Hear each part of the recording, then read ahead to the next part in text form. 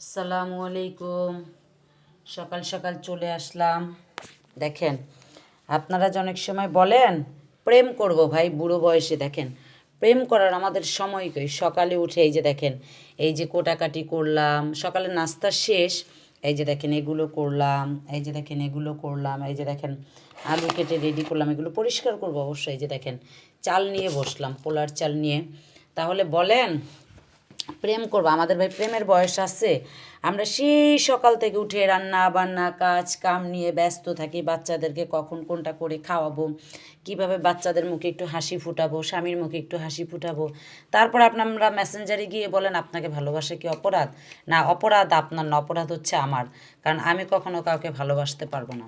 আমি সংসারে আবদ্ধ, ছেলে মেয়ের প্রতি ভালোবাসা আছে, স্বামীর প্রতি ভালোবাসা আছে। অতএব 25-26 বছর বয়স আপনার, আপনি ভালো একটা মেয়ে, ডিভোর্সি মেয়েকে ভালোবাসেন, তাকে বিয়ে করেন, সম্মান পাবেন।